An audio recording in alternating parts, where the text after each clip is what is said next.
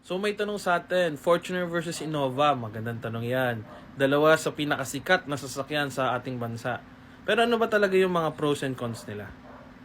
Ang pros naman ng Fortuner, unang-una SUV siya, may 4x4 variant, ang lakas ng dating, mataas ang ground clearance so hindi kakakabahan sa mga lubak tsaka sa mga hams.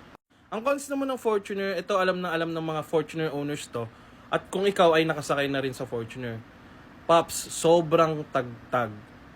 Alam mo yan. And medyo masikip yung second and third row. And next naman yung Toyota Innova. Of course, yan ang isa sa pinakasikat na sasakyan dito sa atin. Pero ang pros niya ay unang-una ang matibay niyang makina at chassis. Pangalawa, mas komportable at mas maluwag siya sa Fortuner. Ang cons naman niya, syempre hindi siya SUV, so mas mababa ang ground clearance niya. Kailangan mo mag-ingat sa mga lubak na malalaki, yung mga hard terrain, at of course yung mga matataas na baha. And before our final verdict, pwede bang pasuyo, palike ng content na to, and pa-follow for more car tips. So ang final verdict natin, and ito personal opinion ko lang din naman, for me, panalo ang Toyota Innova.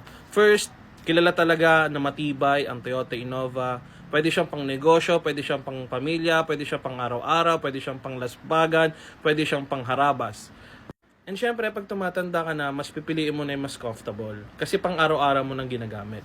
Pero wala rin naman problema sa Fortuner. Sadyang mas lamang lang ng kaunti itong si Toyota Innova. Ikaw ba, Team Fortuner ka ba o Team Innova ka? Comment mo lang yan and don't forget to follow for more car tips.